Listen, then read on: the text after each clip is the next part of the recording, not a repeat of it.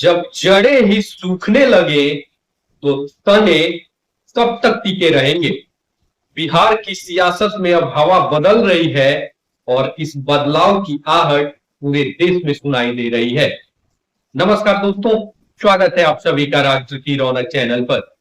आज हम बात करेंगे बिहार की राजनीति के उस मोड़ की जहां तेजस्वी यादव और चिराग पासवान की चालें बिहार के सत्ता संतुलन को हिला सकती हैं।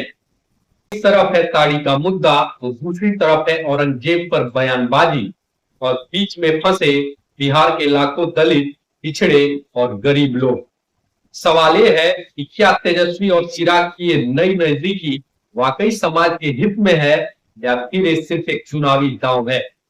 आइए बिना किसी देरी के इस पूरे खेल को समझते हैं। तेजस्वी यादव ने हाल ही में ऐलान किया है कि अगर उनकी सरकार बनती है तो ताड़ी को शराबबंदी कानून से बाहर कर दिया जाएगा। उनका कहना है कि ताड़ी पर बैन लगाकर बिहार सरकार ने पासी समाज की आजीविका छीन ली है।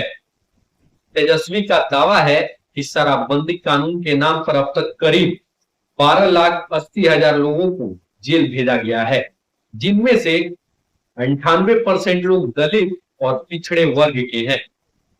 तेजस्वी कहते हैं कि यह कानून गरीबों को परेशान करने का जरिया बन गया है और इसे बदलना अब बेहद जरूरी हो गया है। उनकी इस घोषणा के बाद केंद्रीय मंत्री और लोक जनशक्ति पार्टी के अध्यक्ष चिराग पासवान ने तेजस्वी का समर्थन करते हुए कहा कि ताड़ी एक प्राकृतिक पेय है और इसे शराब की श्रेणी में रखना पूरी तरह गलत है। चिराग ने कहा कि उनकी party Bihar first, Bihari first हमेशा से ताड़ी व्यवसाय के समर्थन में रही है और अगर उनकी सरकार बनती है तो इस मुद्दे को फिर से उठाया जाएगा। अब ये देखना दिलचस्प है कि चिराग पासवान, जो फिलहाल एनडीए का हिस्सा है, और तेजस्वी के बयान का खुलकर समर्थन क्यों कर रहे हैं। क्या चिराग सच में पासी समाज के हितों के लिए लड़ रहे हैं या फिर वो भी इस मुद्दे को सिर्फ एक राजनीतिक हथियार के तौर पर इस्तेमाल कर रहे हैं। गौरतलब है कि चिराग पासवान खुद दलित समुदाय से आते हैं और उनके पिता रामविलास पासवान ने भी हमेशा दलित और वंचित समाज के अधिकारों की लड़ाई लड़ी थी। शायद चिराग अपने पिता की विरासत को मजबूत करना चाहते हैं और इसीलिए वो ताड़ी के मुद्दे को तेजस्वी के साथ मिलकर उठाने की कोशिश कर रहे हैं। लेकिन इस पूरे खेल में सबसे ज्यादा दिक्कत किसे हो रही है, इसका जवाब है नीतीश कुमार। जी हाँ, बिहार के मुख्यमंत्री नीतीश कुमार के लिए यह स्थिति किसी बड़ी सिरदर्द से कम नहीं है। एक तरफ तेजस्वी यादव खुलकर दलितों के मुद्दे उठा रहे हैं तो दूसरी तरफ चिराग पासवान एनडीए के अंदर रहकर तेजस्वी की बातों का समर्थन कर रहे हैं।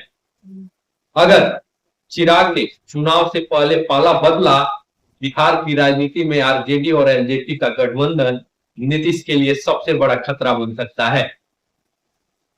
तेजस्वी पहले ही बेरोजगारी, शिक्षा और युवा मुद्दों को जोर शोर से उठा रहे हैं। उन्होंने 100% domicile policy, free form, fees और परीक्षा के लिए यात्रा भत्ता जैसी घोषणाएं की हैं। इसका सीधा फायदा उन्हें युवा वोटर्स से मिल सकता है, जो इस वक्त बेरोजगारी से सबसे ज्यादा परेशान है। वहीं चिराग पासवान भी अपनी चालें चल रहे हैं। उन्होंने हाल ही में औरंगजेब विवाद पर बयान देकर आरजेडी और एसपी और कांग्रेस पर तुष्टीकरण की राजनीति करने का आरोप लगाया। चिराग ने कहा कि ये पार्टियां सिर्फ हिंदू मुसलमान के नाम पर समाज को बांटने का काम करती हैं और अपनी राजनीति चमकाने के लिए लोगों की भावनाओं से खेलती हैं। उन्होंने ये भी कहा कि अगर कोई हिंदू समुदाय की आस्था की बात करता है तो उसे सांप्रदायिक करार दिया जाता है। चिराग के इन बयानों से एक बात साफ है, तो एनडीए के साथ रहकर अपनी हिंदू वोट बैंक की राजनीति को भी मजबूत करना चाहते हैं और दलित मुद्दों पर तेजस्वी का समर्थन करके अपने समाज को भी खुश रखना चाहते हैं। अब सवाल ये उठता है कि आखिर इस पूरे खेल में जीत किसकी होगी? क्या तेजस्वी और चिराग की ये अनोखी दोस्ती बिहार की राजनीति का नया समीकरण बना सकती है, या फिर ये सिर्फ एक चुनावी दिखावा है जिसका मकसद सत्ता में आना है? क्या नीतीश कुमार इस विक्रम का तोड़ निकाल पाएंगे, या फिर 2025 का चुनाव बिहार की राजनीति का सबसे बड़ा उलटफेर साबित होगा? खैर, इसका जवाब तो समय ही देगा, लेकिन इतना तय है कि बिहार की राजनीति में आने वाले कुछ महीने बेहद दिलचस्प होने वाले हैं। एक तरफ तेजस्वी की तेज रफ्तार, दूसरी तरफ चिराग की चुप्पी के पीछे की रणनीति, और तीसरी तरफ नीतीश कुमार की सत्ता बचाने की जद्दोजहद। ये चुनाव बिहार के भविष्य की दिशा तय करेगा। तो आपकी क्या राय है?